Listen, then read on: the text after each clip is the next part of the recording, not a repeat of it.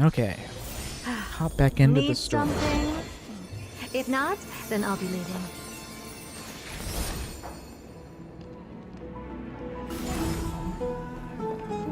Be in awe of jewels. Let's go back for another soap. What am I doing? Oh, yeah. This is Vorax Leo? It's really a lion's head? No matter how I look at it, it just looks like any other statue. How do we even interact with it? Whack it with the baseball bat? And if it's just decoration, we still have to pay if we damage public property. Since his mouth is open, perhaps we can try putting our hands into it? Yeah, sure, that seems like a good idea. What could go wrong? Nothing's ever gone wrong sticking your hands into a lion's mouth.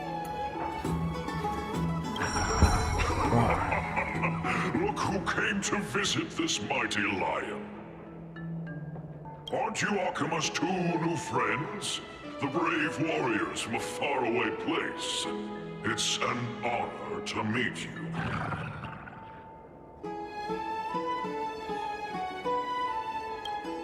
Seems like you're very well informed. Didn't anyone tell you? I'm the far-seeing eye and all-hearing ear of Akima. I see and hear every single thing that happens in the streets and alleys of this place. We would like to request your help. Currently, rumors regarding the rosy celestial maiden have spread throughout the holy city. Brave warriors. I'm afraid that I won't be able to help with that. Rumors? As long as the citizens like it, who cares about whether it's true or not? However, the way you two are trying to stop it from spreading further, could there be some other reason? How about sharing it with me?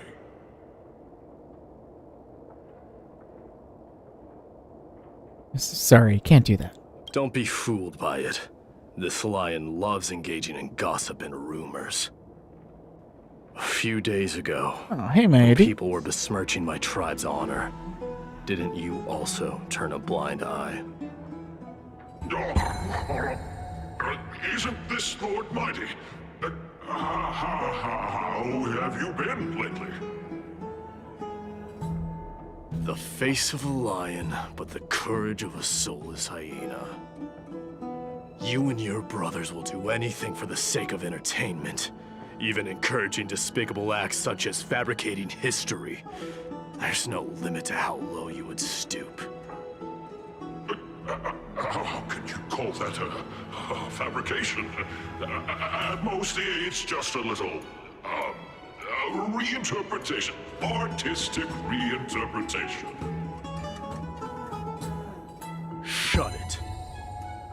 Do as they say. Otherwise, I'll turn you into iron dust with my bare hands. You got it. I'll fix that right now. I assure all of you that from now on, you'll no longer hear the words Rosy Celestial Maiden. With the cooperation of the Vorax Leo, the rumors died down. Thank you for your help. Don't misunderstand. I'm just annoyed at that lion head. Also, Finon seems to think highly of you guys. If you were to be disposed of for such a trivial reason, his weak and fragile heart might not be able to bear it. Disposed of? Pray for the best, outsider. Pray that this farce has not reached the ears of Aglaya.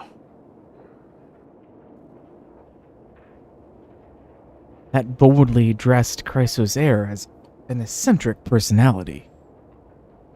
Regardless, this matter has come to an end. Let's prepare ourselves and head for our appointment. If they ask us about it, we should just come clean with everything. After all, we still saved a citizen's life. Oh, you want this? Fine. Take it and amuse yourself. Hey! Over here! We've been waiting for quite some time. Tribby? I mean, where have you two been? We've been waiting here for quite some time. Even our wings are tired. We encountered some trouble, but thankfully everything has been resolved. Tribby, do you surf the web? Wow, you guys are well informed. You even know about the World Wound Web? Young people sure are full of energy. But it's been such a busy day. Where would we find the time to surf the web? That's good. Surfing web isn't a good habit to have. What a strange thing to say. Anyway, let's go. I hope Aggie isn't annoyed from waiting too long. I'm even taller than Kefali now.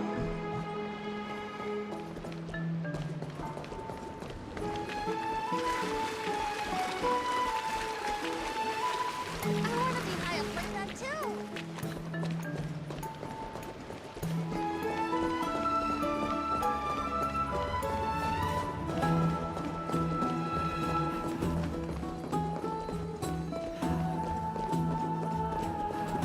Faith can dispel the black tide.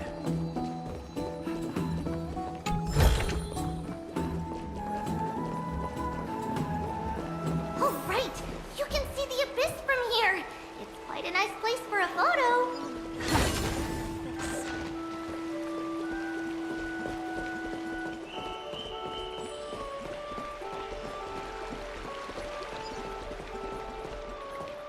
Look! The Gate of Infinity! It's very eye-catching, isn't it? That's where we met! The landscape of Amphorius is breathtaking. In the past, this place must have been a beautiful paradise. Oh well, the past cannot be recreated. All we can do is follow the prophecy and move forward. The past cannot be recreated, but you clearly showed us Aronix's miracle before. Those are two different concepts. We can draw upon the power of the Veil of Evernight through prayer, and then salvage necessary items from the past for our own use. It isn't actually reversing time.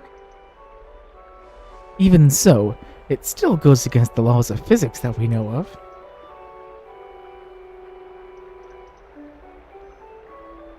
Meaning to ask that for a while now. All things have to obey the underlying laws of the world. I'm still trying to understand Amphorius' laws. We'll take photos later. Let's go and meet in Inglea now.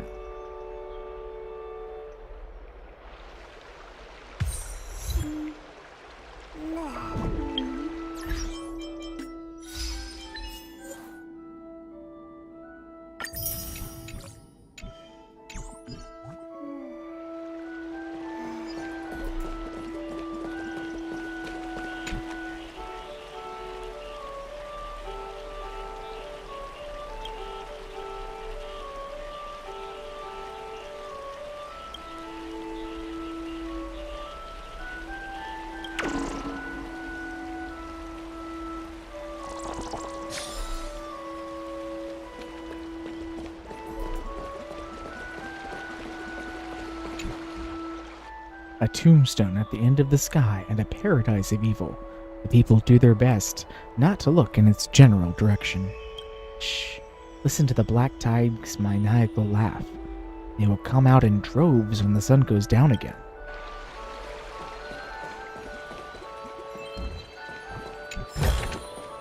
Oh, you want this?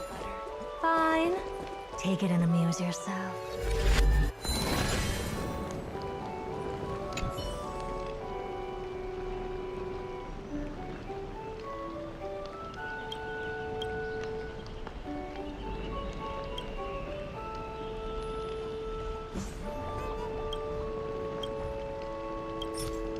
Oh, I can just give it trash.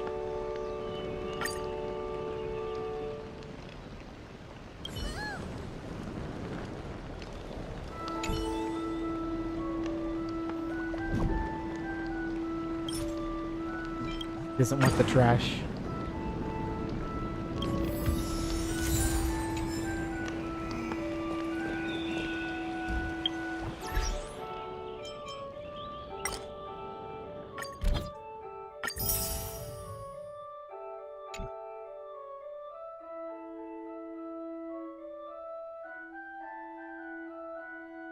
Have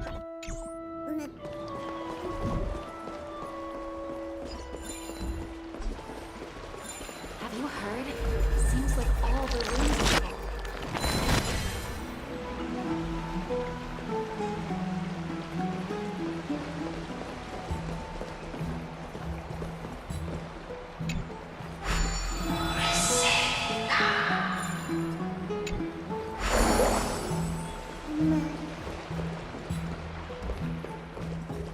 Have you heard? Seems like all the rooms are Aggie, we're back! Maggie! Thanks for your hard work. Is there any news from Trian? Not yet, but we've already figured out where the deserters are headed to. With a little more time, we'll be able to track down the location of Castrum Kremnos. Might I mention this before? Oh, he's that candid with the two of you. Castrum Kremnos, both Nikador's territory and their current abode, is a moving city-state enveloped in fog. So back when the Titan was repelled, Lady Trian was off chasing the enemy? Let's talk about something less serious for now. Would you mind giving the three of us some space, Treeby? Of course. Hope you like this gift. As Treeby mentioned, the both of you spared no effort in protecting the holy city. I would like to present you with a gift in recognition of that. If you are to stay in Akima, you'll need a place to rest. This gift will address your troubles. Oh yeah, our car did suffer a horrible fate.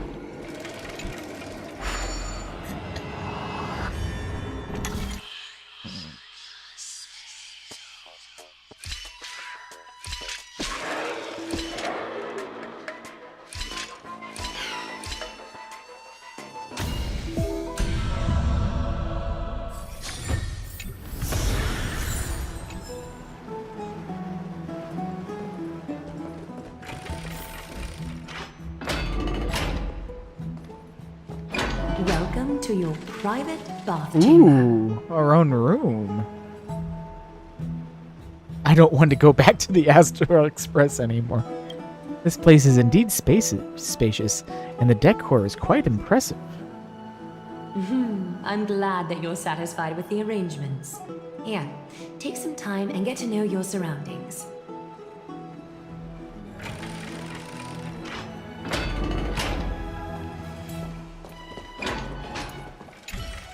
The lounge chair in the room looks so comfy and enticing, you worry that you'll completely lose your motivation to trailblaze if you lie on it. Think about it. All the twists and turns and hardships you've been through, are they worth it? Lying here and welcoming an eternal, comfy slumber? Maybe that's where you belong. I know what you're thinking. Don't be tempted by a mere lounge chair.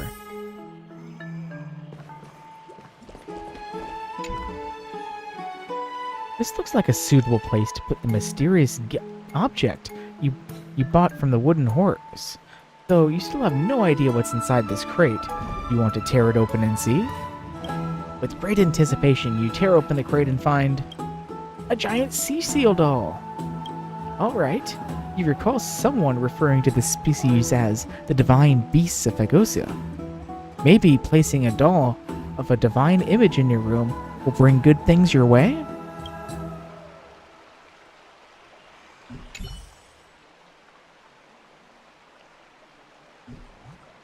Give it a hug. You embrace the sea doll with your arms and lose yourself in the comfort and warmth of its fur. Drowsiness and an illusion of happiness begin to slowly sprout from the depths of your mind. You enjoy a wonderful moment of peace and quiet in the baths. This is exactly what you'd expect from a sacred beast of Phagosia. Just a touch is enough to enchant you. You'll immediately come to understand its mysterious powers. There is no doubt in your mind you want to come back here again.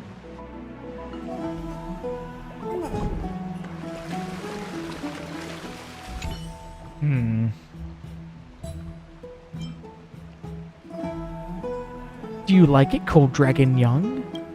Dan Heng dips 2 fingers into the bath to check the water's temperature. It's lukewarm. Great. You think silently in your mind, trying hard not to let him see your Schadenfreude.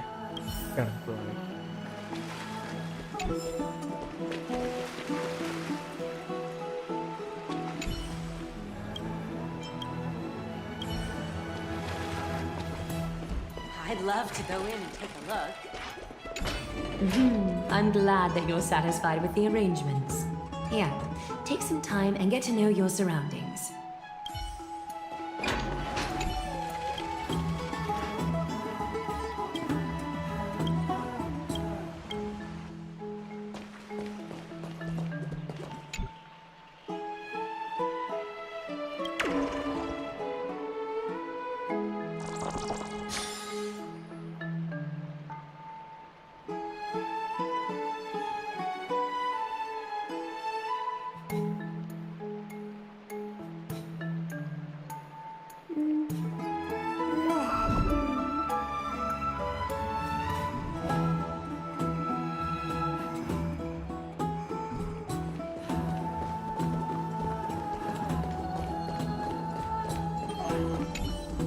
You lean against the stone railing of the balcony, gazing into the distance.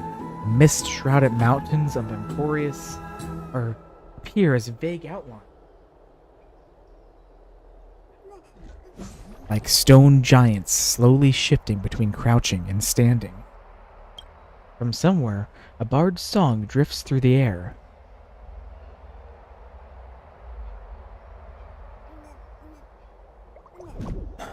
Though the words are unclear, the melody still conveys a tinge of nostalgia and longing for the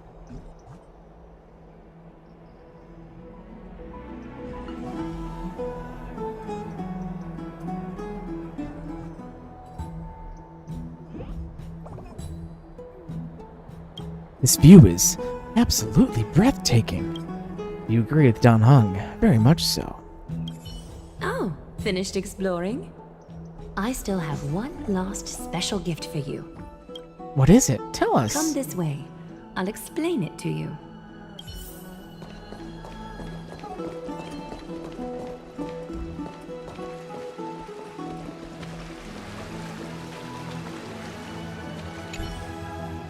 I know that was the wrong thing. There was 2 investigates and it... Not really clear which one is which. Is this a basin? It looks like something used for rituals.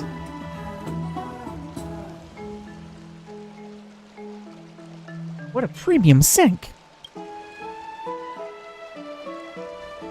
It's not your average wash basin. This ceremonial vessel belonged to the Chrysos heirs and is now my gift to the both of you. You have learned, to some extent, about the history of Emporius and of the holy city Arcana. Now, I wish for both of you to witness the journey of the Chrysos heirs for yourselves. What do you mean by witness? In ancient times, Fegusa, the chalice of plenty, concealed the beginning of the world amidst billowing waves. When the ancient ocean priests discovered that place, they used spirit water to build a barrier in order to prevent the site from being disturbed by external forces. However, they also left behind a passageway. That passageway is none other than the ceremonial basin in front of you. Clear yourselves of all distracting thoughts and wash your faces with the spirit water inside the basin. When you next open your eyes, you shall witness for yourselves the Vortex of Genesis, a great sanctuary that houses the original divinity of the 12 Titans. It's also the place where the prophesized miracle of Genesis will occur. Is it really that amazing?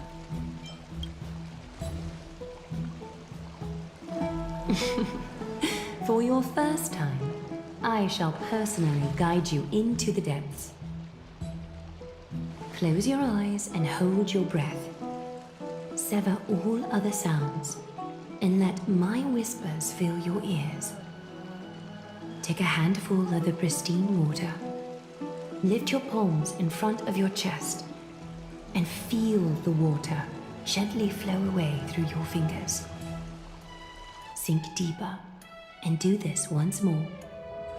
Submerge your wrists in the spirit water. Familiarize yourself with its temperature, its touch. Spread your fingers, then lower your head and search for the palms of your hands. Feel the spirit water flow against your face until all of your senses are submerged. Floating, sinking, diving into the depths.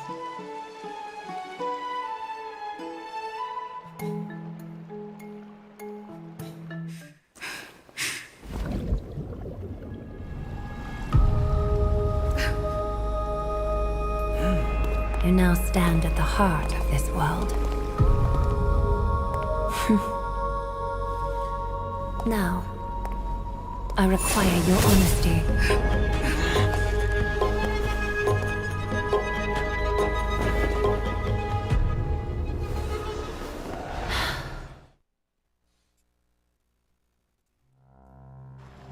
What's the meaning of this?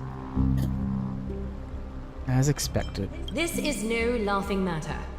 It's an interrogation. While the both of you were roaming the city, someone was paying attention to your every move. Unfortunately, you have broken your promises. But you're indeed aware of our transgression.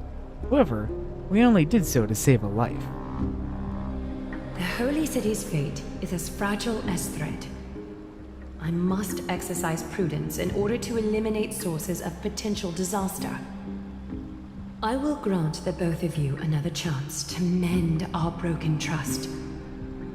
The golden thread shall judge on my behalf. If you're truthful, you will live. Else, you will perish. We meet again, distinguished guests. Casterus will be your executioner.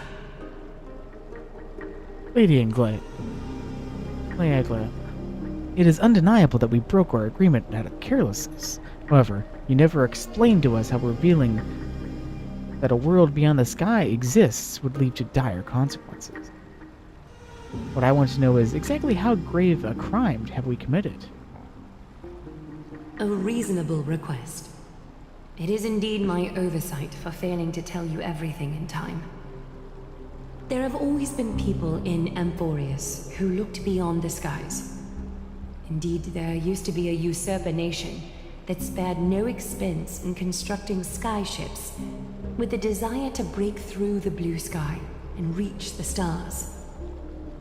However, Aquila's divine punishment fell the instant the fleet of skyships took flight.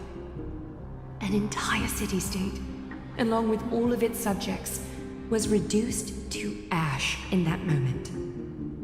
It's not that Amphorius is unwilling to head toward the stars. Yet, anyone who even thinks about breaching the firmament would undoubtedly infuriate the gods, causing this land of the living to burn, and an entire nation of mortals to perish. The Eye of Twilight is only one example of this. This is forbidden territory which can never be ventured into. So you're saying that it's better to pretend it doesn't exist. Humanity has always longed for the sky, and this is something that you can't prevent. Divine punishment has never been fair. As Okima's guardian, I must do the same. This is a world dominated by Titans, and that order can only be toppled by the Chrysos heirs. Therefore, the only thing that I can do right now is to ensure that the both of you remain devoted.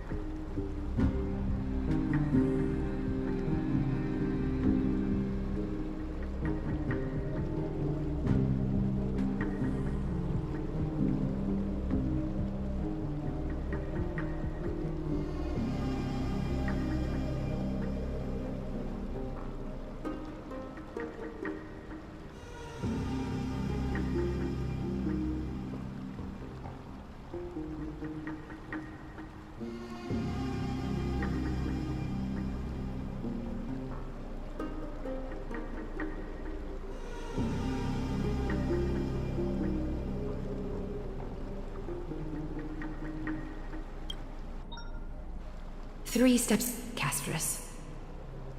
Yes, Lady Aglaya. Why did I just hear a phone notification? I shall ask you 4 questions. Dishonest answers will cause the golden thread to vibrate, while truthful responses will not affect the thread. The number of times that the thread trembles is the number of steps forward that the Is this executioner red light, will green take. light? Of death? If she isn't standing behind you after all 4 questions have been asked and answered, the both of you will have passed this test. If she is, your journey will end here. You'll fall asleep amid the warm embrace of flowers and feel no pain. That I can guarantee. Does this mean we can lie up to 2 times? If you treat your lives as mere trifles, then you may do as you wish.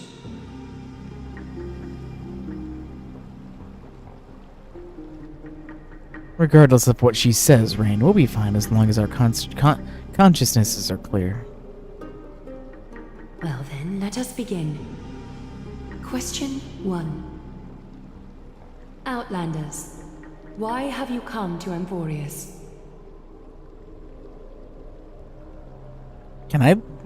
Can I just ever kill me? Like, is it possible to just lie? To turn this place upside down, to solve problems plaguing this world.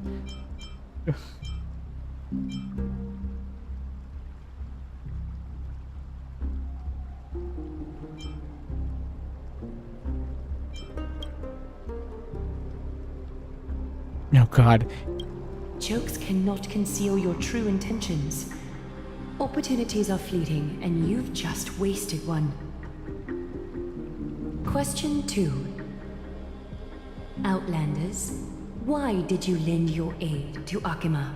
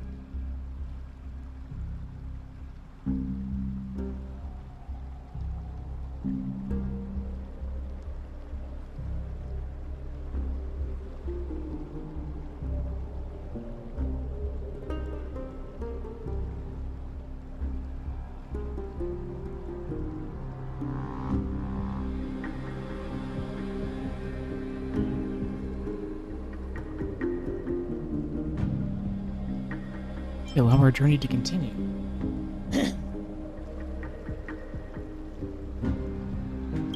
No fluctuations detected. A step will not be recorded.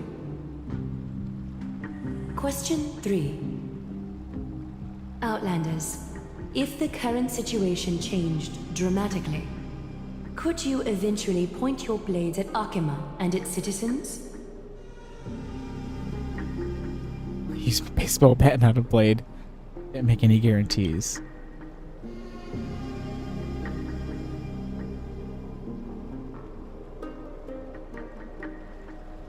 A response that lacks embellishment. You have no misgivings about the friction or suspicion that your answer might cause. A step will not be recorded. Final question. Outlander. An unknown but surging power exists within your body. Are you willing to use it to aid the Chrysos heirs in slaying the gods?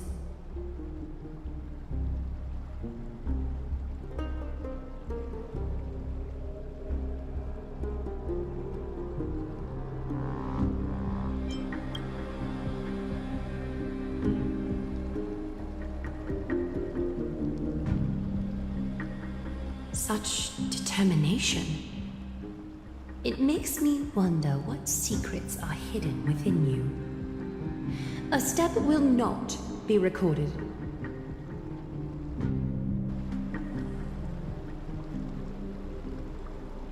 All 4 questions have been asked and answered. You have earned a second chance with your honesty. Both of you may continue to stay in Akima, and its citizens will continue to view you as distinguished guests. However, you must promise that today's farce will not occur again. I think it's more appropriate for us to say the last part. You still seriously expect us to help you after what we just went through? Regardless of your choice, the Chrysos heirs will continue to follow the path in the prophecy. You may be a ray of hope that fell onto Amphorius. However, until all has been proven, you cannot be allowed to pose a threat to Amphorius. Are all Chrysos heirs as paranoid as you? For the Holy City, I am willing to bear all the traits that others despise and use every heartless yet effective trick in the book. Forgive us, but I'm afraid our cooperation cannot continue under these conditions. If we cannot gain your trust, Lady Aglia, we will depart. Amphorius isn't the only option for the Nameless. Things don't have to end on a sour note between us. I respect your decision. Hold on! Please, wait a moment. Finan? Aglia, as the first person to encounter them, I have some thoughts I would like to share regarding whether they can stay. Do speak your mind. When I first met them in the Abyss, I was wary of them as well, and never let my guard down throughout our journey back to the Holy City. However, during the battle to defend Akima, we fought side by side numerous times. The look in someone's eyes in moments of life and death never lies. And I was able to detect the conviction in their eyes back then. That's why I was willing to put my life in their hands. Please believe a warrior's intuition. At present, Akima is desperate for aid, and I am loath to lose 2 allies just like that. Isn't this what Miss Casterus believes as well? Yeah. I'm more willing to view death as a peaceful farewell than a punishment.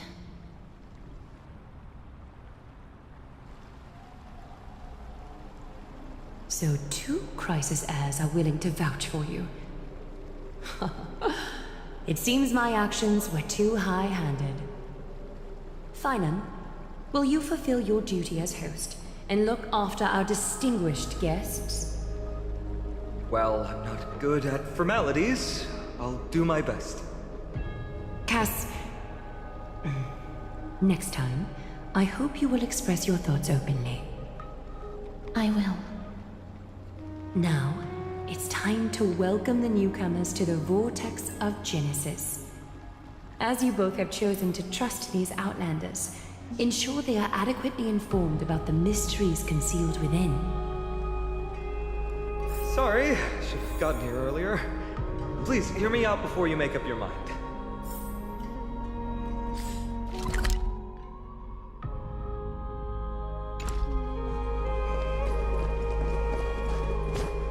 What message did I get?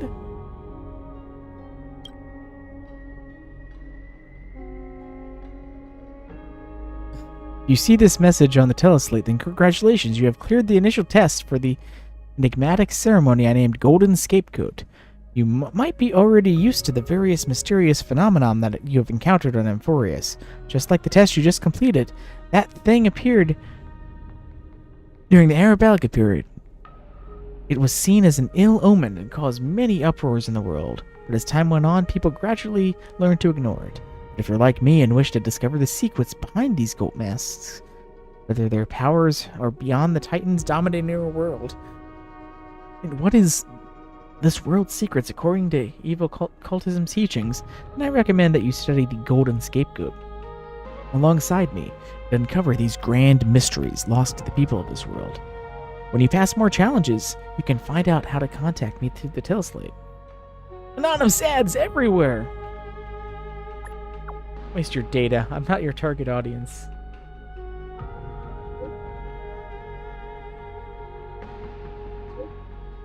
I don't actually want to repeat everything, but this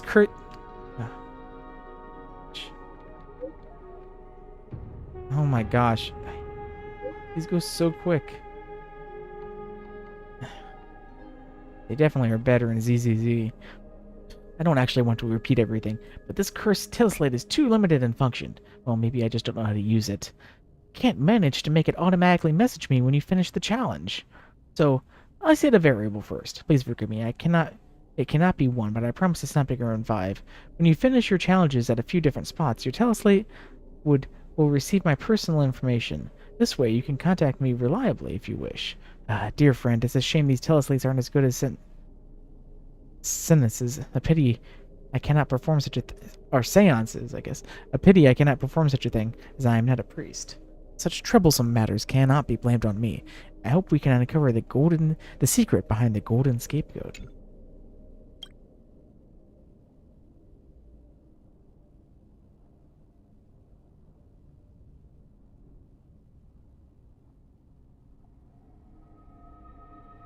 Those of a like-minded as I, you have claimed 4 golden scapegoat tokens. This makes me believe that you, like me, have a unique interest in them.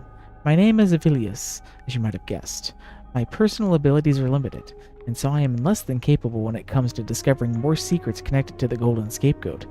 But you might be. Speaking clearly, I just so happen to know a tenured scholar at the Council of Elders. This senior academic has helped me analyze some information relating to the golden scapegoat, and also secretively installed this automatic transmission system in the goat head. As it is said that the golden scapegoat system has a unique network strategy. Each time we complete a challenge, we will hear ancient murmurs with different meanings, though I cannot tell them apart at all. The senior academic can indeed give different translations for each murmur. Of course, if occultism believes miracles are more likely to be naturally occurring instead of human-made, and so there might not be an architect sending us messages from the eons past when it comes to the golden scapegoat. In fact, from the eyes of the senior, the golden scapegoat is more likely a fracture or a projection cast upon reality by some grand mystery.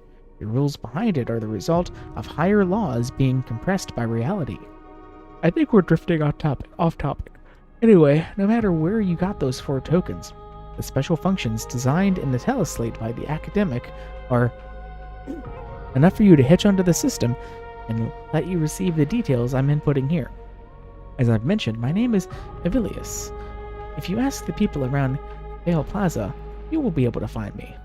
You who share our ambitions, I shall anticipate your arrival there. I swear by the honor of the Chrysos heirs here, that your lives were never in danger. Before the interrogation started, Miss Castor has already sent a message to me, hoping that we will stop Aglaia. You care, Castris. Only a select few can sway Lady Aglaia, and Lord Phainon is one of them. Well, she didn't even apologize. Aglaia. She has long sealed her heart in ice for Akima's sake. Maybe this is the price of being a demigod. Standing among mortals, yet still so far from them. Demigod? One more thing to explain. Let's not worry about that for now. You'll soon find out that Amphorius' deepest secrets are all hidden here. Well, first, kindly look upward. What you see right now is the astral zodiac of the vortex of Genesis, divided into 12 parts that record the flame-chased journey of the Chrysos heirs. The 12 vacant signs symbolize the 12 titans of Amphorius, while each illuminated constellation represents one core flame that mankind has restored to its rightful place. There are 6 restored core flames. You're already halfway through your journey? The generations before us paid a heavy price for that. The journey of the Chrysos heirs once faced immense hurdles and made no progress for a very long time. It was Aglaya and Tribi who rallied the Chrysos heirs from all over the world once again, leading us to re-embark on this prophesized journey. And they are the only 2 demigods in the Holy City.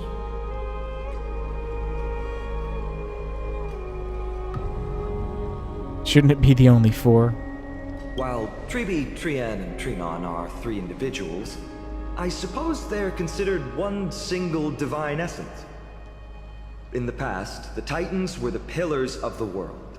Yet the prophecy's revelation is that these 12 pillars must be shattered, and the world's order reconstructed.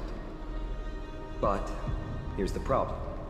After the fall of the old gods, someone must hold up the broken pillars and fill the vacant seats until the coming of the miracle of Genesis.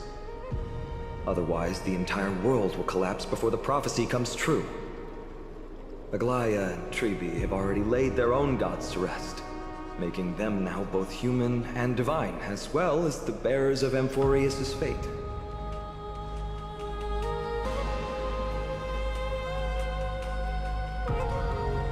Sounds like quite a responsibility. So that's what you meant by your core flame. Bringing down the Titans, retrieving the core flames, and filling the vacant seats. This is the mission of the Chrysos heirs, and I'm following in the footsteps of those 2. Mission. Huh. When it comes to the 12 Titans, no words can describe them more vividly than the whispers within the constellations. Why not step forward and listen to them for yourselves? Listening to the voices of the constellations. Is that really possible? Move closer, listen carefully, and you may just catch the whispers echoing in the void. How about you start with the Lance of Fury, and the voice of Nikador?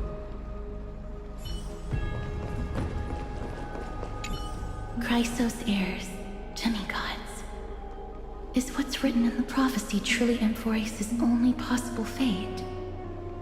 Sorry, I was just thinking out loud. Please, step closer and listen to the voices of the Titans.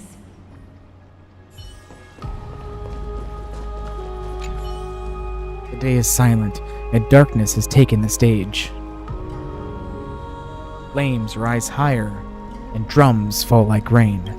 Warriors soaked in golden blood, their cloaks tattered. Bronze shields hew, and brass echoes my sorrow.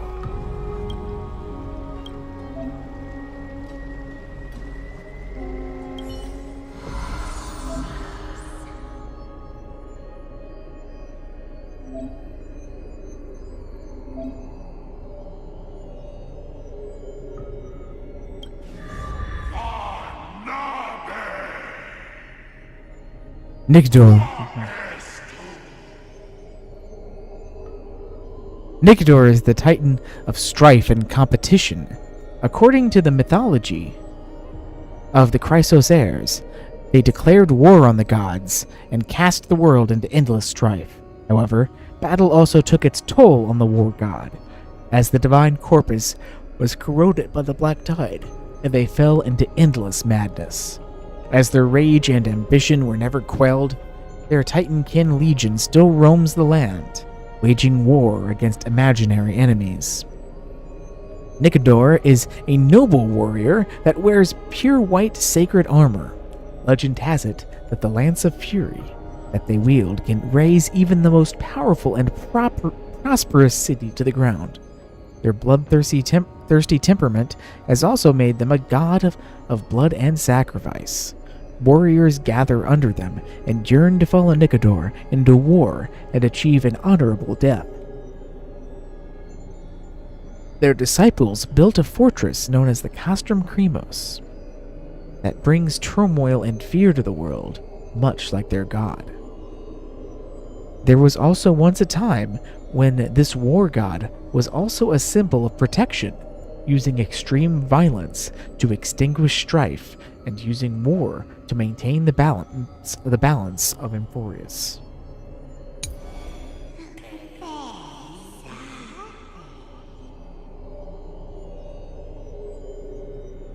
Coin of whimsy, Zagreus. The core flame of trickery has been returned. Zagreus is the titan of lies and fortune. According to the mythology of the Chrysos heirs, their entry into the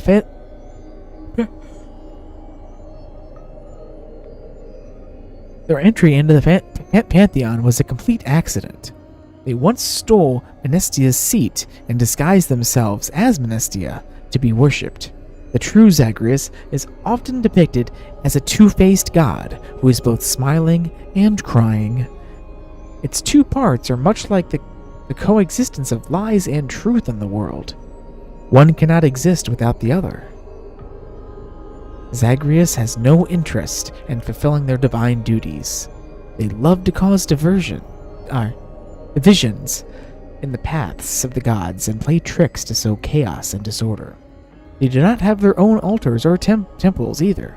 This is because even Zagreus' disciples would not worship such a god. Thus, they have become the god of the poor and the unremarkable. Legend states that they often appear in barren desert areas to provide people with unpredictable opportunities and change. Before setting out on a long journey, people would often curse the name of Zagreus to reduce the chances of them encountering thieves or ill fortune. They would also offer up prayers in times of suffering, in the hopes of everything suddenly turning around. This is precisely the reason that they are tolerated. Nothing is perfect, and no truth remains eternal. Change and carelessness can be fatal, but they can also be a savior in a critical moment.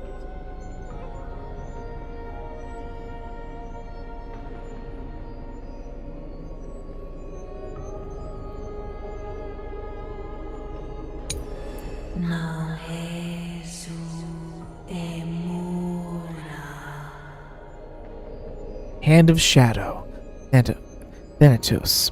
Thanatos is the titan of death and annihilation, and no one knows their true form, for the dead cannot relay legends to the living. It is said that their touch causes flowers to wither, soil to crack, metal to corrode, and flesh to turn to ashes, everything shrouded in thick, dark mist and disintegrating into meaningless fragments. Though the Chrysos heirs consider themselves demigods by blood, they cannot escape the inevitable fate of organic life, death. The River of Souls seeks out death and forms a path to the underworld across barren fields. When war claims too many lives and souls have nowhere to rest, the tides of the River of Souls surge onto the land with Thanatos steering a ship to claim the wealth of the deceased and guide them to the afterlife. They are believed to be second in justice only to Tantalon, as they only take the excess from the gods without robbing the deceased of the assets they need to reach the afterlife. As night falls upon this world, death and darkness become the rulers of Emporius. It is unknown. An unknown black tide rises in great waves, swallowing the mortal realm and shattering the balance between the nether realm and the living world. The wandering spirits and monsters across many battlefields, trapped between life and death, seem to signify that even Thanatos, the keeper of death, is powerless before this force.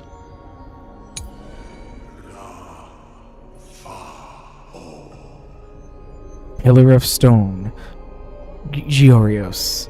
The core flame of Earth has been returned. Georios is the titan of Earth. The skies and the seas were also born of their dormant breath. Chrysos heir mythology believes that every mountain range was once a physical manifestation of Georios. They are the largest, gentlest, and most benevolent titan that protects the mortal world. Legend states that when the black tide descended, their mountain peaks raised and caused huge ravines to open up. They were split into pieces and unable to ever reawaken. Georios is also the god of agriculture and history. They gifted their body to the Titans to become the cornerstone of the creation of life. When death and famine raged, they ignored the wrath of Circes and shared knowledge of agriculture with the people of the world. This knowledge stuck with the Amphoreus for millennia. People often use the hourglass to commemorate this benevolent deity. Not wishing for any kind of compensation, Georios has always been silent in the face of the praise of mortals. The mountain dwellers and dromuses of Amphoreus were all creations of Georios. The clumsy titan never quite grasped the finer points of creation and always made their creations far too big. However, at the same time, their creations are also absorb Georios' natural disposition to become tacit and kind. If there were anything that could send such a titan into a rage, it would be foolish actions, such as damaging the earth or crops.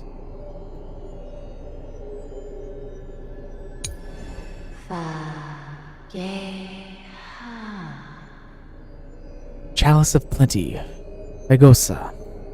The core flame of ocean has already been returned. Agosa is the titan that controls the oceans and storms, as well as the master of honey brew and banquets.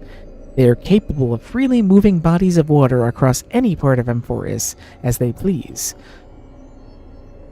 According to mythology, they are a capricious and pleasure-obsessed god that sees the oceans as their place of alcoholic reverie. They have an eternal rivalry with the Earth Titan Georios, and with no hope of making peace. That being said, Agosa also bears the duty of washing clean the filth of the world. Baths that have received the benediction of this titan are not able to only clean the body of impurities, but can also cleanse the wounds of the soul. They have become an irreplaceable joy in the lives of Amphoreus' people. At the same time, Agosa also is the god of banquets and drunkenness. They passed on the art of brewing to humanity and taught them the first songs and dances with the ocean breeze and waves. In the baths and banquet halls of Amphoreus, people often sing and imbibe as a ritual dedicated to the mother of the oceans. Agosa also roams the mortal world. They appear in the waves of the ocean, the deluge of the rivers, and the goblets of banquets to bring song, dance, and laughter. It is also said that Agosa will occasionally appear around long-distance sailing ships and invite their titankin to feast alongside the sailors. The only problem is, after every banquet, the intoxicated titan will whip up huge waves and keep the sailors awake throughout the night.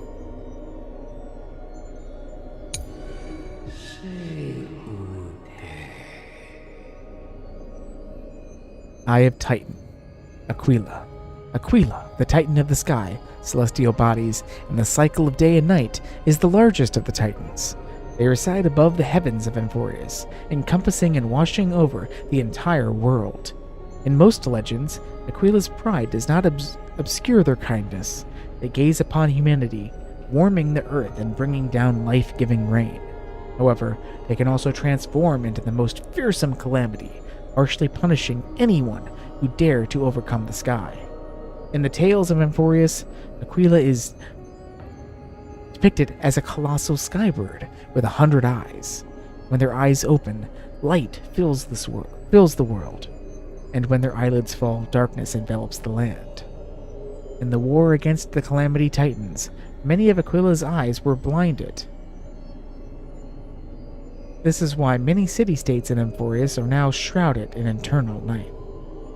Aquila is also the god of creation and invention, credited with creating the mechanical beasts scattered across the land.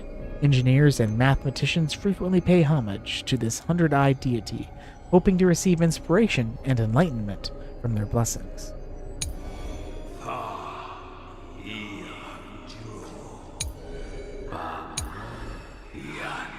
Throne of the Worlds, Caphael.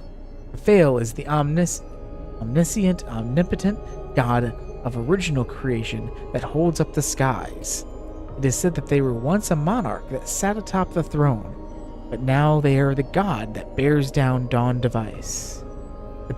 Device. Everyone in Akema is able to see their great form. Caphael was born from the combination of lightning bolts from the sky striking the spine of the earth. They were then given the duty of the creation of life. The first humans of Amphorius were created in Kephael's own image and given life. Kephael loved these tiny beings so deeply that their majestic figure would always remain in the mortal world to accompany them. Chrysos heirs believe that Kephael is the symbol of deliverers and heroes. They are the father of all heroes, and the form that all deliverers will eventually take. It is said that Kephael abandoned their throne, ruling over all worlds just to become a ray of light for the people of Alkema. There is a romantic legend that circulates throughout the Holy City. When the world is in crisis, Kephael will once again open their eyes and lead the people to victory against the Black Tide to create the heavens and earth once more.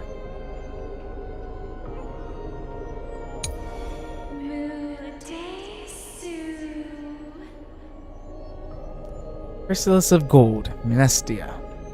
The core flame of romance has already been returned. Mnestia is the titan that symbolizes beauty and love. Their appearance is often illustrated as a beautiful and elusive butterfly with a golden pattern carved into their wings. They and their titankin pursue beauty of the world.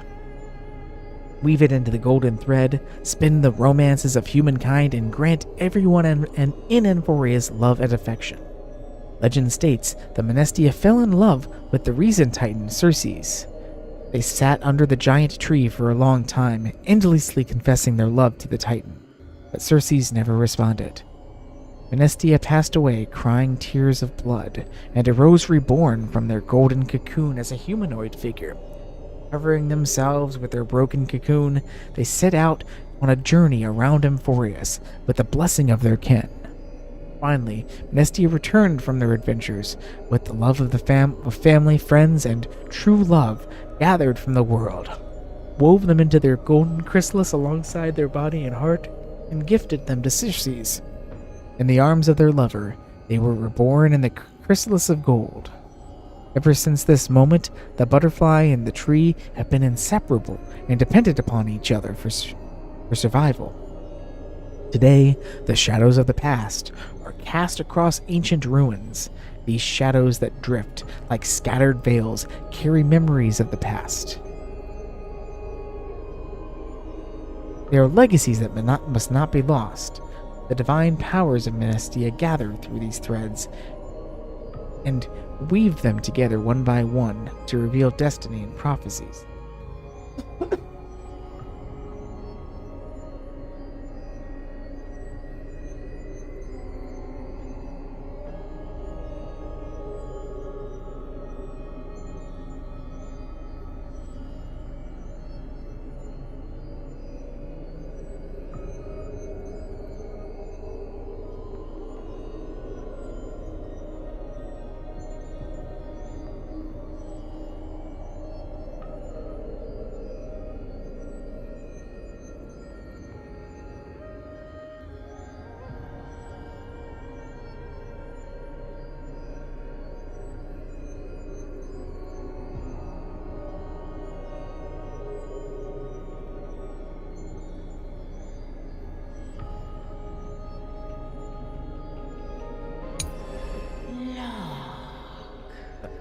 The Bout of Rift, Circes. Circes is the mastem of wisdom, intellect, and vegetation. They wield authority over ecologies, knowledge, and rationality.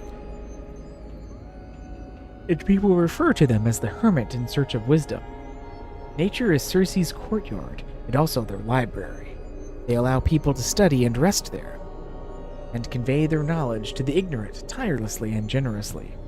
It is under their guidance that civilizations and cities began at Amphorius. Circes graces the world in the form of a grand holy tree, where they take root, vegetation sprouts to become a massive forest. And here, scholars walk by their side, enlightened and reasoned, thinking, raiding courts in search of new learning. They also gifted a seed to Kephael, allowing it to become the Garden of Wisdom, and allowing scholars to seek the Titan's wisdom, even if they stand far from the holy tree. Circes' power infused every last plant in Amphorius, from branches and vines to the very leaves themselves. In accordance with the pact they struck with Jorios, they mediate life, allowing the green and soil to be in perfect balance. Upon accepting their blessing, the plant life can also gain the rationality to debate humans. This warns people to remain humble,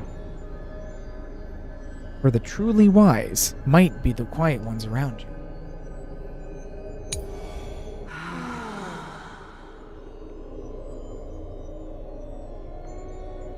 The Gate of Infinity, Janus. The core flame of passage has been returned. Janus, the titan of passages and roads. They know the existence and ends of all paths.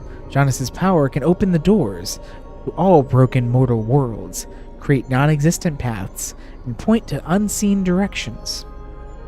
Janus is the god most revered by humanity amid the three fate titans, compared to the shapeless Talenton,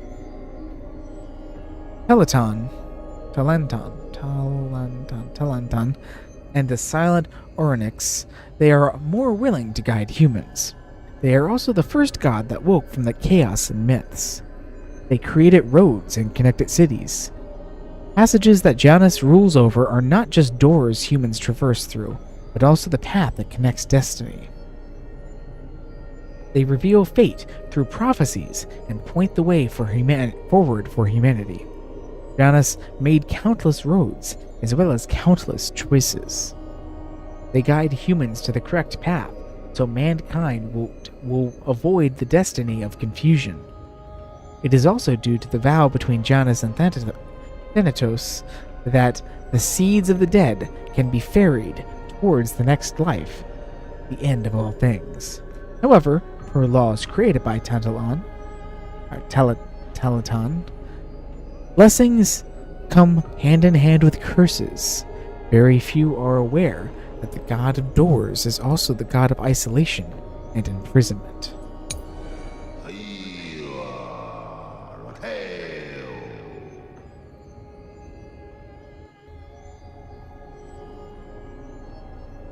Scale of Justice, Talenton. The core flame of law has been returned.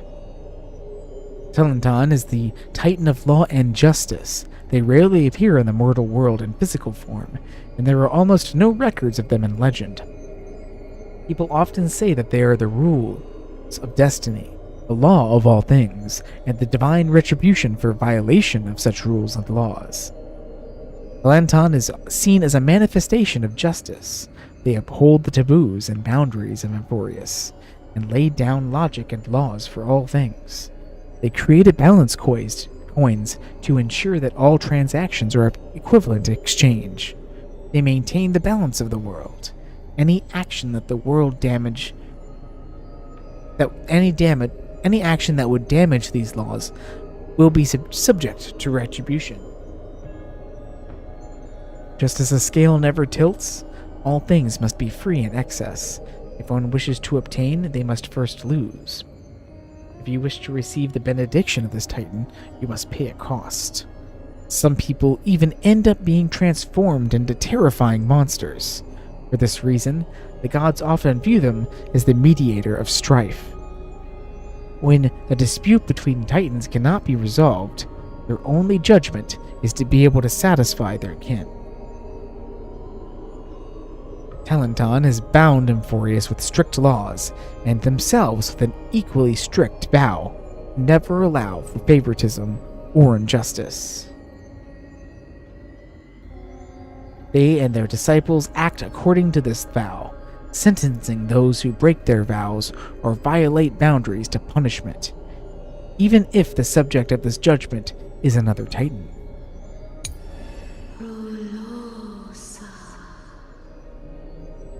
And finally, Veil of Evernight, Orynyx. Orynyx is the titan of time and night. Before the first dawn created by Aquila, the world was caged in the purest darkness. When the borders of day and night were separated, the young Orynyx jolted awake from the newborn concept of time heading towards the outer reaches of Amphorius alone. There, they materialized and the Evernight Vale, and henceforth, as the Evernight Vale, and henceforth remained afar from humanity, quietly spending their time managing the fabric of time. In the myths told by the Chrysos heirs, Orynyx is the most secretive titan, akin to the bottomless darkness itself. Artists are thus entranced by this titan, because the scintillating dots of light in the night sky can awaken one's desire to understand a place within themselves. As the titan with a mastery over time, Orynyx supports all the past, present, and future of this world, allowing for the circulation of all things. They also collect many eroded memories to prevent them from being forgotten. Orynyx's priests can evoke incredible miracles, with their secret rituals capable of bringing in the past to the very present. And they also can gain oracles of the future from their titan through the echoes across the Evernight Vale.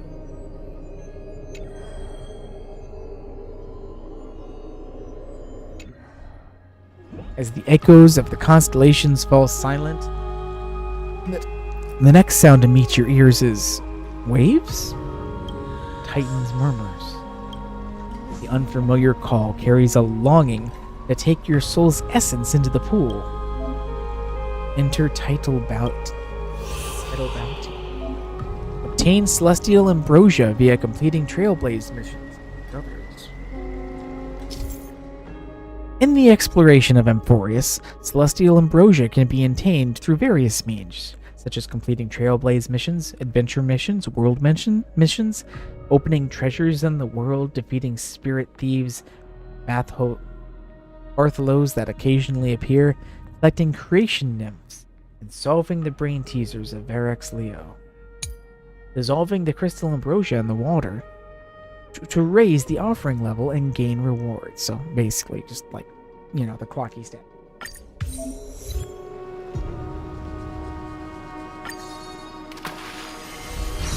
Hey, rewards. Ooh, you get another one of those modeling resin things, wishful resins.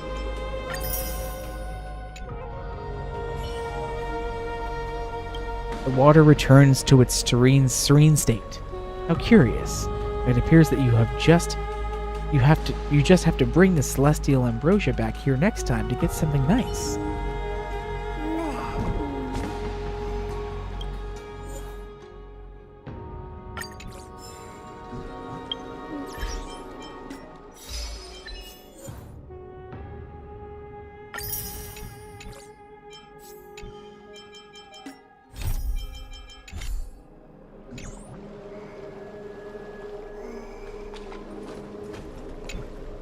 So, did you hear it?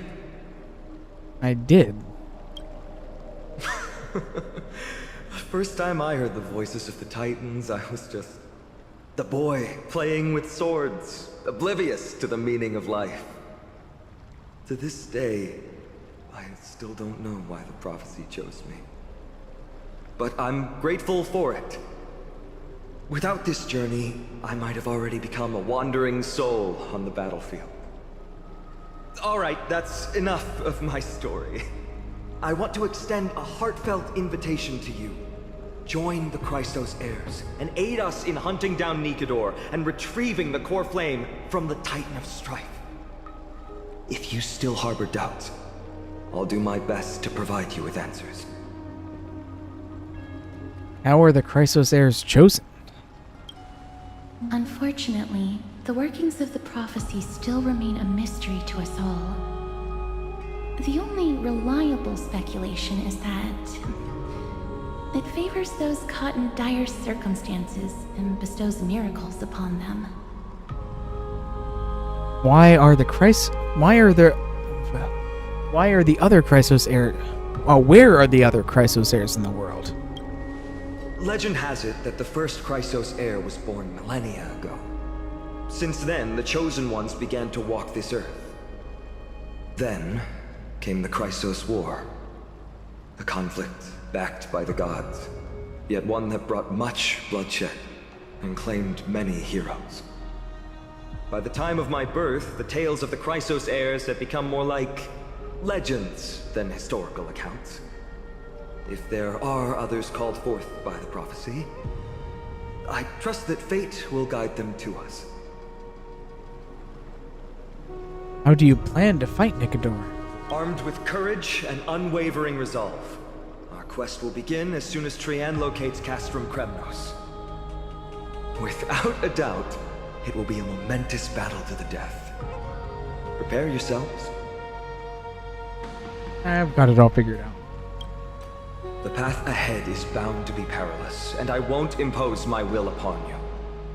Yet, if you choose to stay, I, Finam, from Aedes Elysiae, will spare no effort to bridge the gap between you and the Chrysos heirs. Thawing the ice in Lady Aglaya's heart won't be easy. But I will do my best as well. Rain, I'll leave the final decision to you. You're letting me make the decision? Seriously? I trust your judgment more on matters like this. Can I just leave?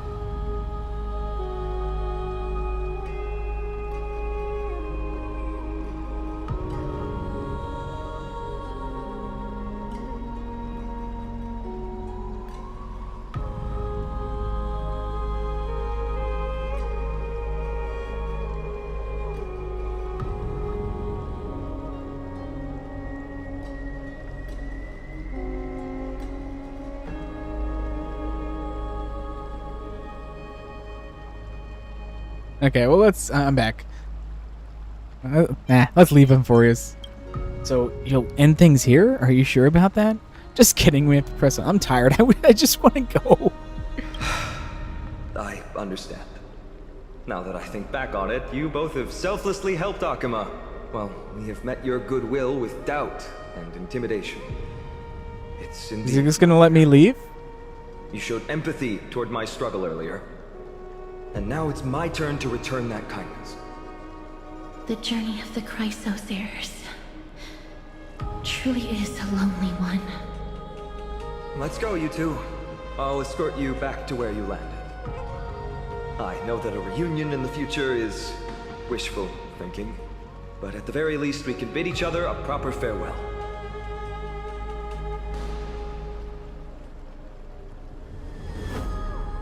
Escorted by Fenna and the Holy City Guards, you and Dunlang return to the crash site of the Abyss.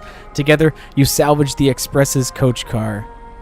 With the assistance of Okama citizens resembling an Intellitron, you depart Euphorius without suffering the so-called curse from beyond the sky.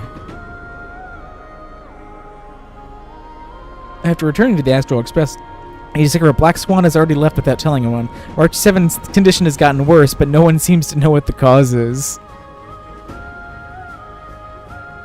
Despite a fuel shortage, you complete a final warp jump, putting your hopes in the next location and how it might resolve all of your worries. As for the fate of Euphorius, the Eternal Land, and the dramatic changes it'll bring to the cosmos, it has nothing to do with you, at least in your lifetime.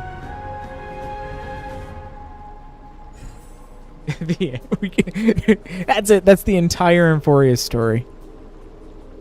We got the bad ending.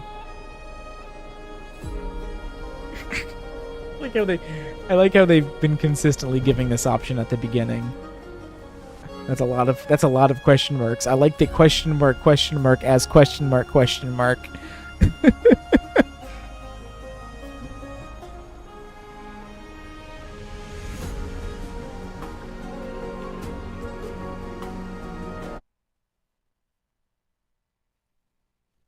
Oh god, it actually restarted the game again.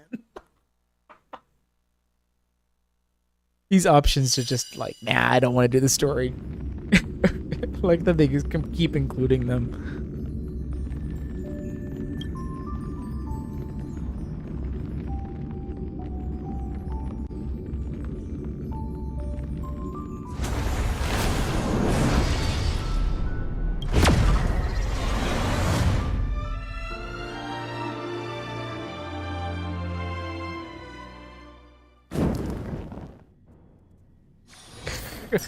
Well, I guess we have to continue. So, did you hear? To this day. All right, that's enough. If you still harbor doubts, the path ahead is bound. Following the ice and Lady, but I will do my best as well.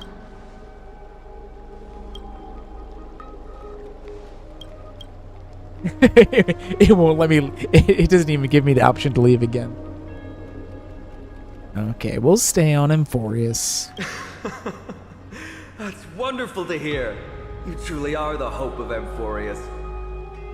I've always believed that the journey of the Chrysos heirs is not meant to be the saga of a select few, and that we must unite all potential allies, especially heroic figures like you. Once we triumph in the battle against Nikedor, that should dispel Aglaya's doubts. Lord Finon, our guests seem quite weary. Should we have them return to the bath chamber for some rest? My apologies, I got a bit carried away. It's been a long first day for you here on Euphorius. Be sure to rest well in the bath chamber. I trust that Trianne will have returned with news about Castrum Kremnos by the time the two of you are fully recharged. Well, that was a lot of drama for one day.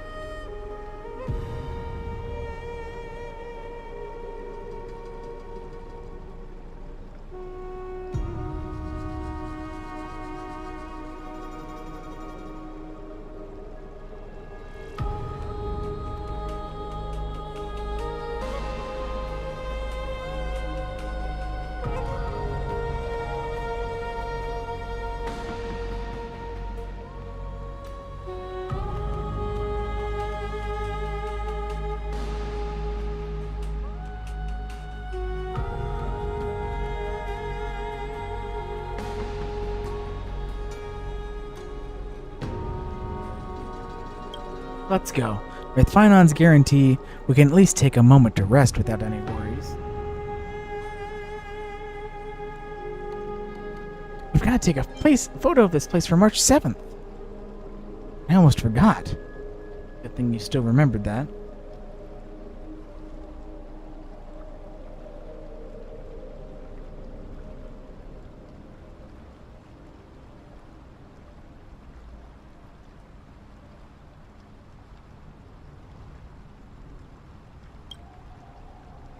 Let's capture the spectacle of the vortex of innocence.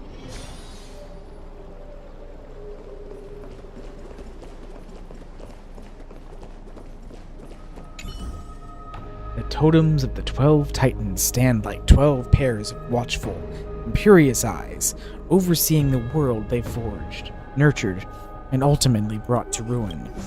When the 12 constellations align and shine, the miracle that is the Chrysos heirs speak of will illuminate, or so their prophecies claim.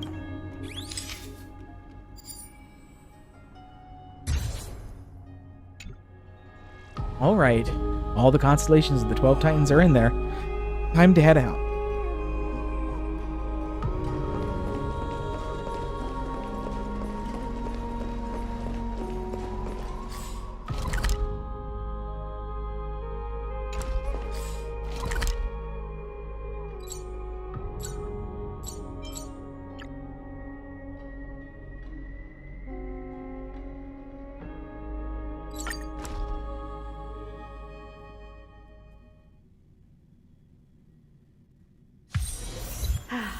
Need something? If not, then I'll be leaving.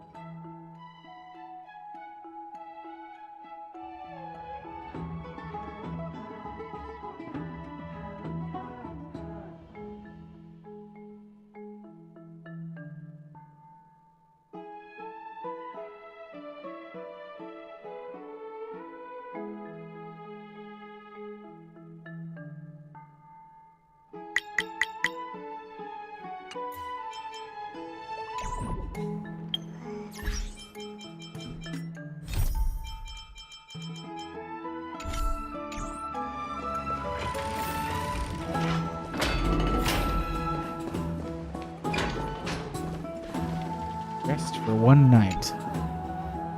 So much has happened today. What? Do I have something on my face? Today you talked more than you did in the entire 3 worlds before this. Which is funny since he doesn't have any voice acting lines. Well, since the talkative one isn't around, someone else has to take her place. But it's been a long day for me too, so let's get through the review quickly. Agreed. By estimation, it took us about 20 system hours to figure out the current conditions on Amphorius and build connections with the locals. A pretty good start. But I feel like there's more to everything than meets the eye. Even the Chrysos heirs themselves aren't as unified as we imagined. Is it too late to bail out now? Don't take Aglia's words to heart right now. Her verbal attack on us was quite sudden. There might be a reason behind it. With all these doubts in our minds, we can only just do our best. There is no right answer to the Trailblaze, after all. All we can do is dive into this world and take things one step at a time. Plenty of questions are still up in the air, but my brain is too tired to handle them. Bainon's right. Let's call it a day and save them for tomorrow.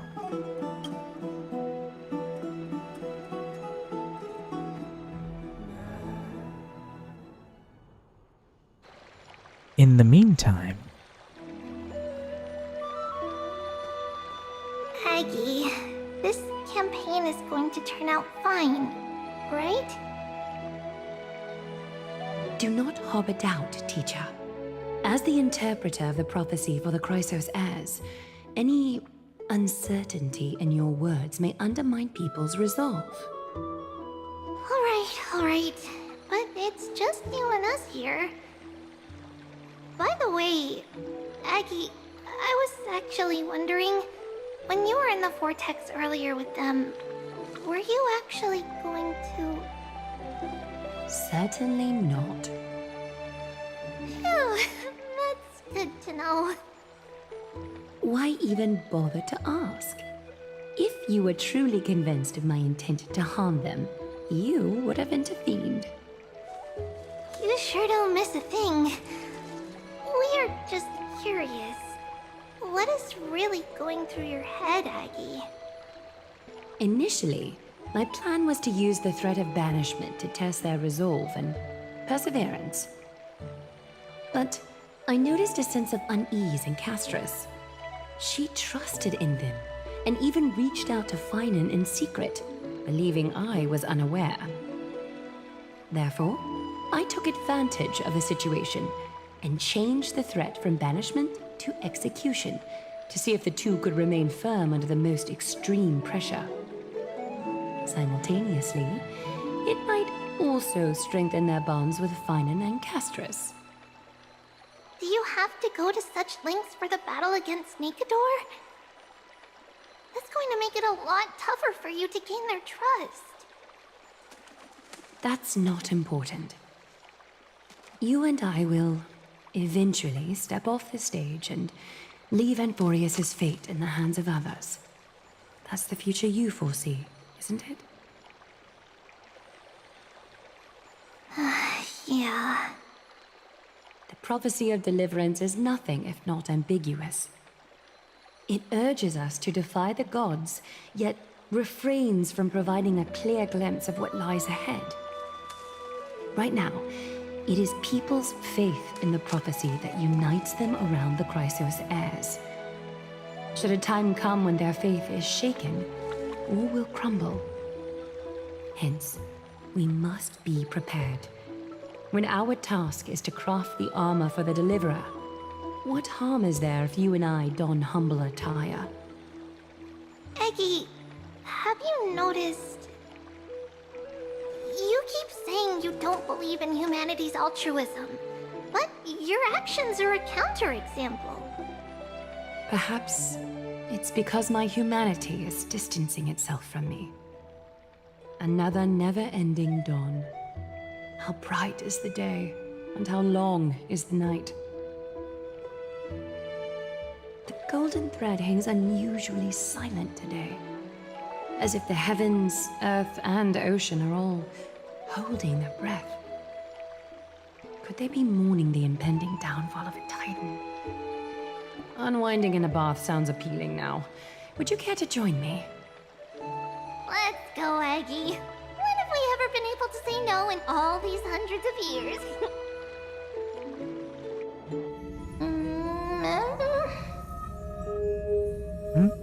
What's that sound?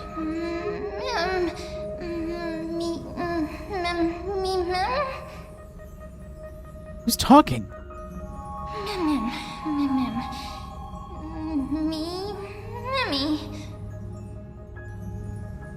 Oh, shut it! Someone's trying to sleep you. Is that you, Stella Ron?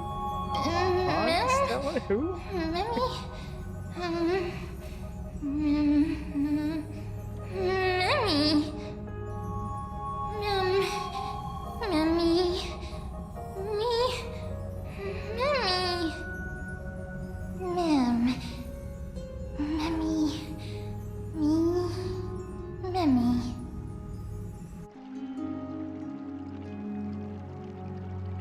Dreaming? Feels like there's been a voice talking in my head all night.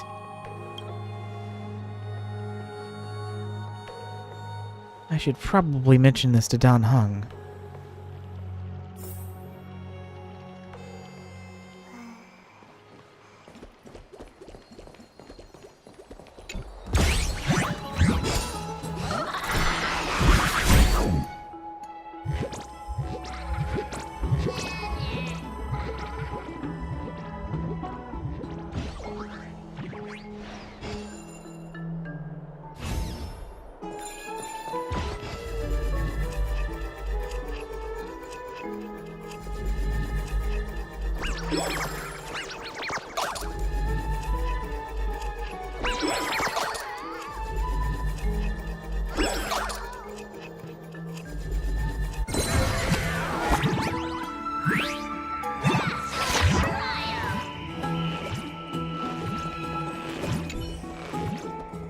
So this is your home. It was completely vacant the last time I was here. You were moved in before I could blink. I just came to take a look around, honestly. Isn't it luxurious? It's far too extravagant in here. The stench of its opulence and lavishness makes me sick. While I was making my way through the wind and rain, you were here living it up in a mansion. Throwing back ambrosia and living the good life? What is even more loathsome is that you live such radiant luxury and would still squabble with me over a mere chest. Just the excess that leaks from the gaps in your teeth will keep me clothed and fed for a whole year. Is there any fairness in this world? Is there any justice? Are there no laws anymore? If Teleton knew of this, they would burst into tears. Teleton has no interest in this.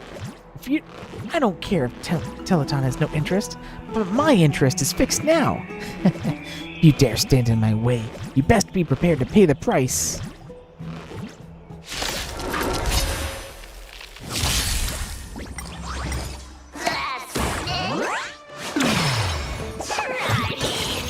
All manner of evil, leave at Myriad Calisburg! Detonate!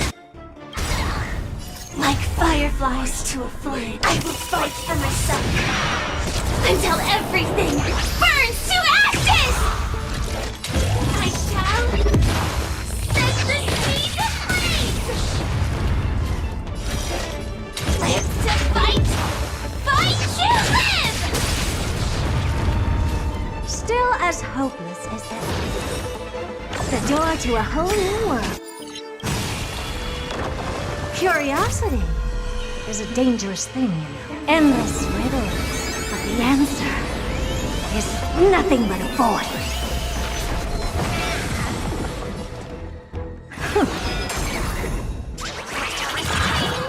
You have the worst luck running into me. Stay right there while I give you a present. Firefly, type I shall set the seed ablaze! Dazzling ninja, here to vanquish! Yeah!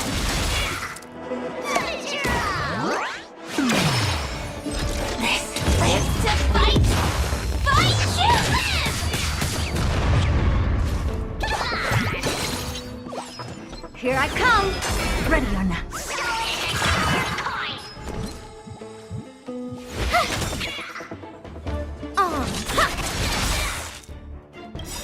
Cosmic ninjutsu is ever-changing. This is ninjutsu secret technique! Dazzling obliteration! Flash! Ha! Leave! I shall set the seas ablaze!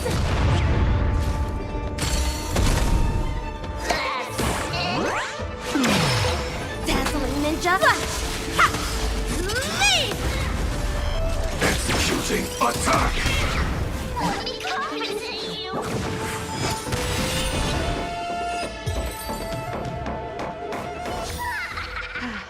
Need something?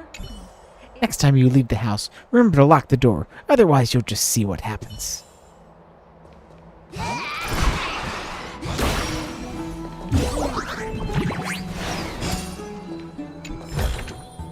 Oh, you want this? Fine. Take it and amuse yourself. You're finally awake. About time. You've been up for a while?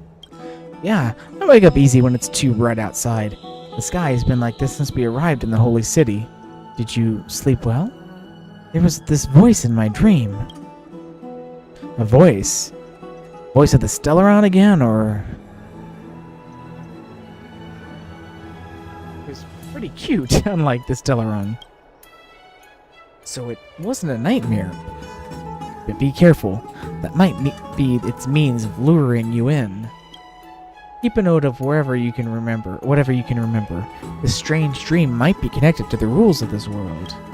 While you were asleep, I did some thinking. I believe the most pressing concern is still how the people of the Amphorius view what is beyond the sky. Unfortunately, contacting the Express might not be feasible for a while. If we try to fly out of Emphorius, will we also incur the wrath of the gods? Yes. In the worst case, the entrance to Emphorius is a one-way door, letting people in but not out. Huh. There's a new message.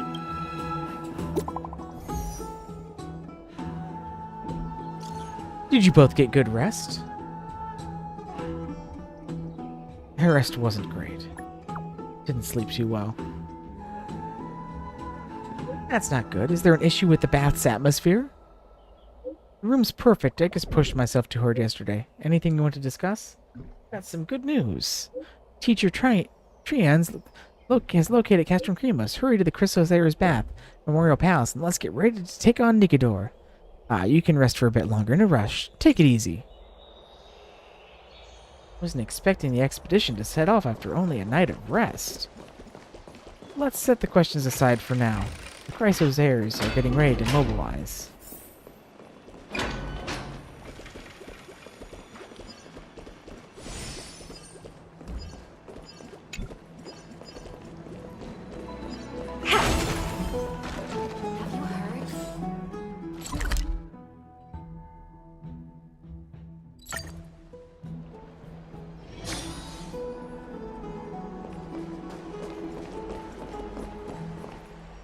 Hey, great to see you here.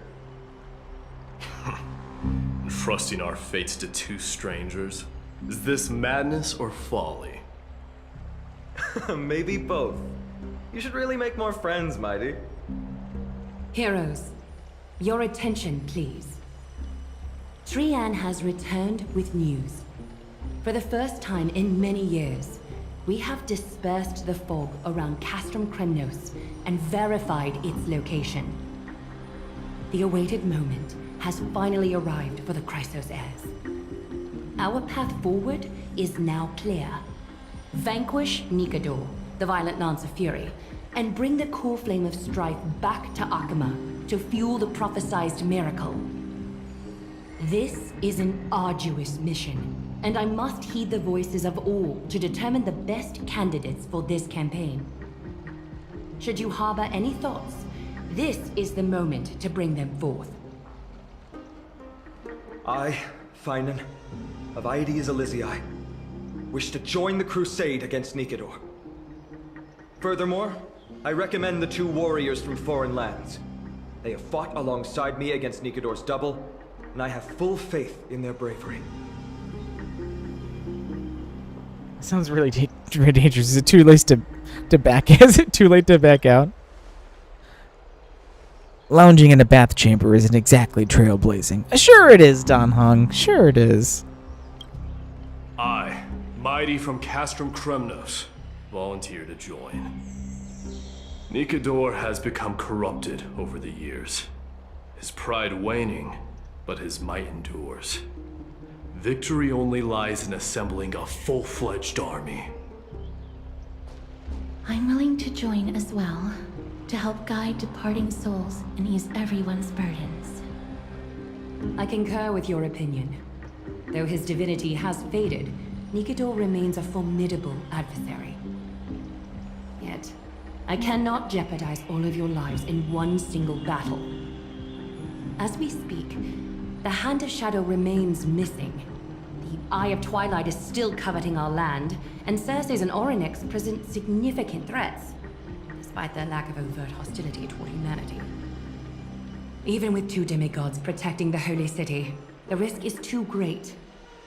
Hence, Castris, you must remain here. Your place is not on the front lines, and the battlefield is best left to the warriors. Aww. I understand. But I want Castris to come with us. As for the two foreign warriors, select one to accompany you, Finan. Placing both esteemed guests on the front Don line Hung can would go. be I'll stay here proper. and chill in the baths.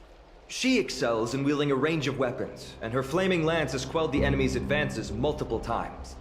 Mighty and I are both better at offense, so from a tactical No, standpoint... Don Hung. Let him go. Would you be willing to fight alongside us? Sure, let's do this. I might not be tanky enough, though. We could try letting Don Hung talk. I might not be tanky enough, though. With those two, the battle should end quickly. If you have no objections. Aglaya, the three of us will take on the mission to hunt down the Titan. Midamos, Castrum Kremnos was your home. Your people were once Nikador's followers. Yet, you've chosen to turn to Akima and dedicate yourself to the prophecy.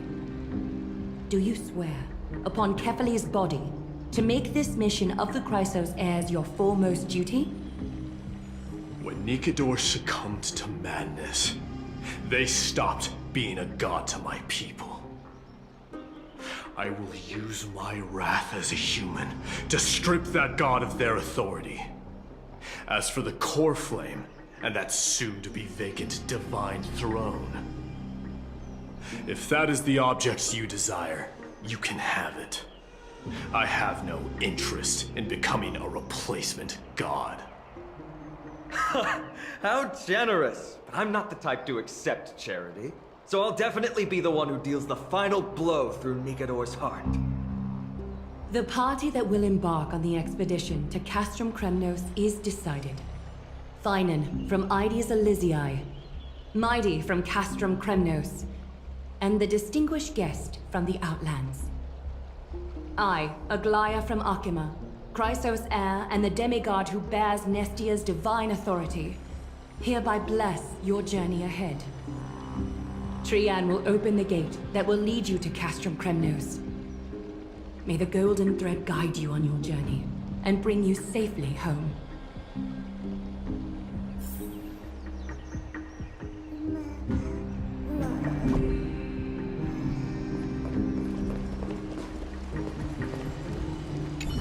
It is by the will of the gods that you stood on Akima's side in the end. But you didn't trust me. You are Finan and Mighty's companion. So long as they're willing to entrust you with their lives, my trust in you doesn't matter. Go. Stand with the two Chrysos heirs. Akima has need of a true god of war. It's time for the mad god Nikador's reign to end. Please, come back victorious. I'll pray for you. May your steps be ever quicker than death's relentless pursuit.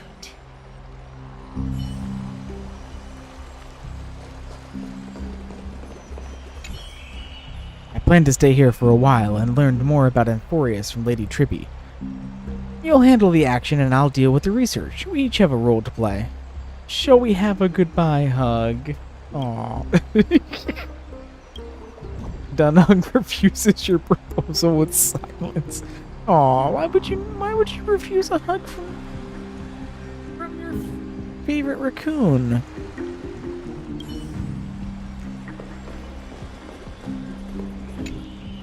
Blow, wind, blow! All the way to Castrum Kremnos!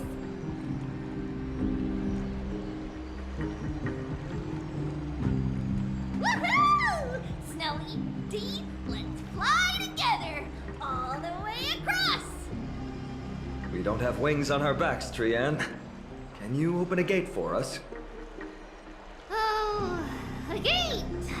Oh, boring. Alright, let's open a gate! Century Gate! Woo! Why does she act like a child? It's true, Trian is very playful, but she's the best gatekeeper in Amphorius. Her Century Gate never fails. There's a chance of failure? Instead of worrying about gates, why don't you take the time to think about how the three of us are supposed to fend off an entire army? That's not like you at all, Mighty. Don't tell me you're scared. Alright, Century Gate is opening soon. Right now! Snowy, Dee, and newbie Little Gray, are you all ready? Let's go slay a god. Slay! Slay! Rain, take this with you. Mark Donhan gives March 7th's camera to you. Record the sights if you see on your adventure for March. Wait for my triumphant return. Keep yourself safe and work within your capabilities. Stand still and listen up. We, Treebe, Trien, and Trinin from Yanisopolis, messengers of the Christos heirs and the demigods who bear Yanis's divine authority, Okay, it is Yanis. give unto you our blessings. May fate show you benevolence and seal away all paths that lead to dead ends, and throw open all gates that lead to victory.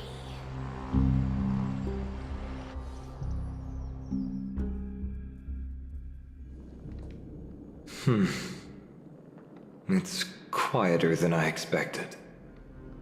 It's corrupted, but still familiar.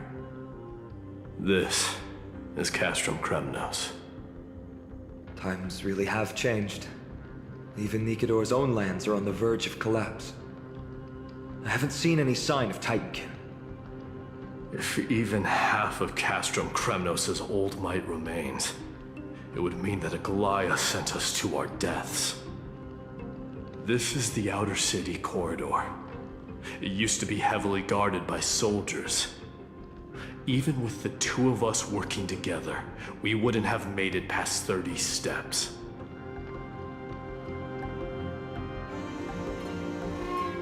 What if you added me to the count? Think whatever you want. Yeah, Kremnos used to be the place every warrior longed for. Kind of a shame you didn't live in that era full of strong warriors, eh, Mighty? If all the heroes of the past hadn't fallen one after another, I wouldn't be the only worthy opponent you have left. Are you scared? It's still not too late to run. No, I'm just thinking about the warriors who also braved this very corridor in the past. They all ventured towards the city of the Lance of Fury, all just to set their names in gold. The fortress may be in ruins now, but what we're about to do is no different from what they were striving for back then. Let's go. We'll take back the core flame of strife, or die in Kremnos. Those are the only two paths to glory we can choose from. How does it feel to be home again after so long? Not here.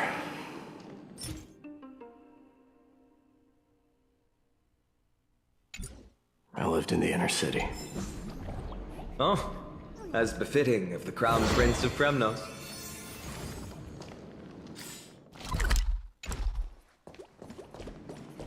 Trien, the road ahead is dangerous.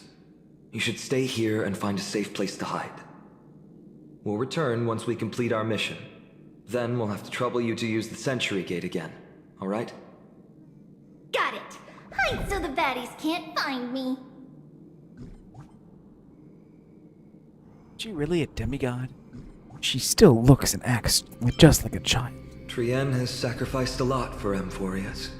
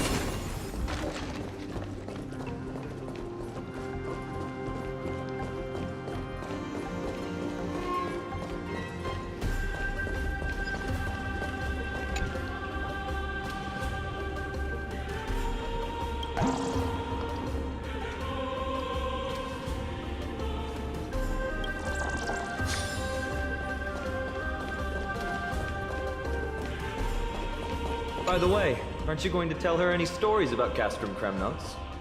Aren't you worried I'll tell her all the historical myths you despise? I'd like to see you try. It's exhausting talking to you sometimes. Is this Tetris? Castrum Kremnos has been Nikador's territory since ancient times. It's a massive, moving fortress that surrounds the Titan, built by their followers. In the age before the Lance of Fury fell from grace, Castrum Kremnos would follow the Lance into battle after battle. It's a city that enforces strict discipline and reveres military might. Compared to that, the customs of my home feel very unsophisticated.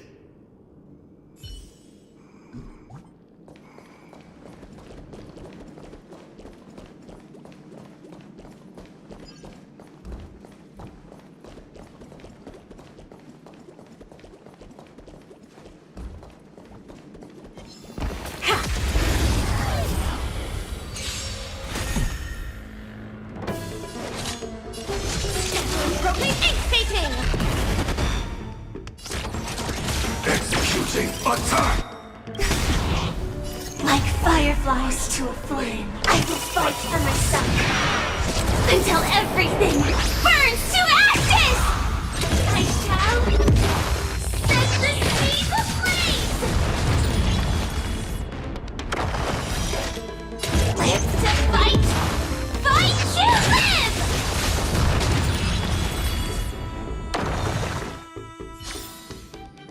Amazing.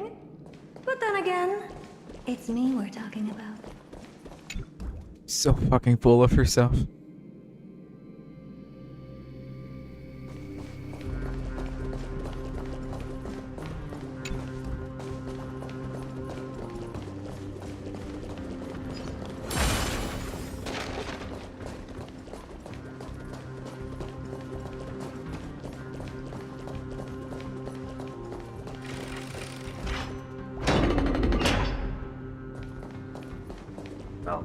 Before I get any further, I am going to have to head out for the day, so we will stop here before we get too far into the story.